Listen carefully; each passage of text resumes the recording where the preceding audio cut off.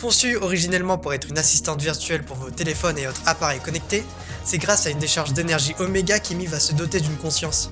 Une seconde décharge va la tirer du monde virtuel et créer physiquement la Striker que l'on connaît aujourd'hui. Bonjour, je suis UselessFish et aujourd'hui on va parler du nouveau Striker, Emi.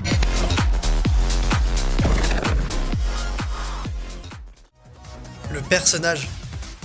Voilà, le nouveau personnage est sorti, donc il coûte comme tous les persos qui viennent de sortir 25 000 pièces Striker. C'est un personnage qu'on a évidemment beaucoup vu ces derniers jours, faisons un petit tour de son kit. Les sorts. Sa capacité principale, le Glitch Pop, vous permet de lancer un projectile qui s'agrandit au fur et à mesure de la distance parcourue. Et si vous la réactivez, elle explosera. Ça fait un peu penser à la compétence spéciale d'Hera dans l'idée, mais c'est quand même relativement différent. Ensuite, sa compétence secondaire, le cyberbalayage, vous permet de vous téléporter à un endroit et d'infliger de lourds dégâts tout en frappant en arc de cercle. C'est un peu la compétence à placer si vous voulez surprendre vos adversaires, pour par exemple éliminer un ennemi un peu trop proche des bords, ou surprendre un Goalie sur une relance. Enfin, on a la sentinelle par feu, son ultime qui va créer une tourelle qui va envoyer des vagues d'énergie en ligne droite. Très pratique pour mettre une pression. Les points forts et les points faibles. Les points forts. Grâce à son kit, Emi a une grosse présence sur tout le terrain. Son saut lui permet d'avoir un effet de surprise non négligeable, et sa capacité principale lui permet de repousser les adversaires et le palais de loin. Sa compétence spéciale met vraiment une bonne pression sur le Goalie, et ce depuis une bonne distance. Ça crée une pression énorme, car l'adversaire a l'impression d'avoir une partie du terrain qui lui est interdite, et doit en plus gérer les vagues d'énergie, en plus des sorts adverses, ce qui fait vraiment beaucoup à gérer. Ensuite, surtout à des élos plus bas, son saut permet vraiment de prendre des kills facilement. Les joueurs qui se pensent safe en s'approchant du terrain ne vous verront pas arriver. Sa capacité est très dure à contrer en réaction, et ça vaut aussi pour les Goalies qui pensent que vous êtes trop loin pour frapper le palais. Jouer contre Emi, c'est redoubler d'efforts pour rester sur ses gardes. Les points faibles.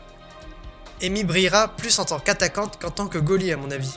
Elle est peut-être relativement jouable en Goalie, mais pour l'instant je n'ai pas vu beaucoup de joueurs l'utiliser à son potentiel maximum sur ce poste. C'est néanmoins possible qu'au fur et à mesure, le perso se révèle sur ce rôle, donc à surveiller. Enfin, Emi est compliqué à prendre en main. Son kit un peu hybride entre une Hera et une Estelle, qui sont déjà compliqués à maîtriser, fait d'elle le premier personnage 3 étoiles en termes de difficulté du jeu. Donc bien que son kit semble vraiment alléchant, c'est avec des timings à maîtriser et un bon placement qu'il faudra l'utiliser.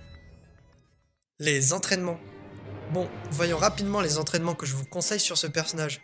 Bien sûr, ce n'est pas absolu, et si vous avez des builds que vous pensez plus convenables, n'hésitez pas à les mettre en commentaire. Pour le build que je vous conseille, Dar, forme parfaite et créateur de durabilité. Dar vous permettra de faire beaucoup plus de dégâts, parce que vous noyez l'adversaire sous vos sorts. Forme parfaite pour pouvoir spammer vos sorts, et enfin créateur de durabilité pour que votre ultime puisse mettre la pression beaucoup plus longtemps. Pour le coup, cette rune marche vraiment bien pour ce sort. Vous pouvez remplacer Dar par propulsion de missile, si vous voulez pouvoir placer votre ultime de plus loin. C'est un peu si vous avez du mal à savoir quand vous placez à l'avant et mettre votre ultime. Grâce à propulsion de missile, c'est plus simple. Théorie. Alors, petit point avant de conclure la vidéo, je voulais vous parler d'une petite théorie. C'est une récompense pour vous remercier de toute votre attention sur mes vidéos. Grâce à vous, on a dépassé les 300 vues sur ma vidéo Les vrais rôles. Et je vous en remercie beaucoup. N'hésitez pas à vous abonner, je compte vous proposer des choses assez cool pour la suite, donc voilà, n'hésitez pas. Donc pour revenir à la théorie, elle concerne Asher. On peut voir dans son lore qu'elle est très aimante de sa famille et qu'elle est la grande sœur d'une fratrie. Il est aussi dit qu'elle vient d'un quartier difficile. Ensuite, dans le lore d'Atlas, on parle du fait qu'il forme une équipe avec un certain Rune, qui aurait eu du mal à s'intégrer dans une équipe. Donc là où je veux en venir, c'est que se pourrait-il que ce fameux Rune soit le frère d'Asher, le petit frère pour être plus précis. En plus, niveau caractère, entre Asher qui est très téméraire et qui fonce sans réfléchir, avoir un petit frère qui aime la bagarre, ça me paraît pas déconnant. Et puis Rune et Asher, c'est des noms qui sonnent un peu ensemble. C'est pas comme par exemple Asher et Estelle, je sais pas si vous voyez ce que je veux dire. Et enfin voilà, dernière chose qui veut peut-être rien dire, mais dans les silhouettes des personnages à venir qu'on peut voir dans le jeu, celle du 17 novembre, je trouve qu'on peut voir plein de petites mèches pointues qui font penser à Asher. Est-ce que c'est Rune son petit frère ou pas du tout ? C'est à voir. Voilà, merci d'avoir suivi cette vidéo, je suis très content de pouvoir vous proposer du contenu. Si vous avez des sujets de vidéos que vous aimeriez voir traités, ce serait avec plaisir. J'envisage de commencer les guides sur les personnages cette semaine, donc ça risque d'arriver très vite, tenez-vous au courant. Voilà, merci beaucoup et à la prochaine.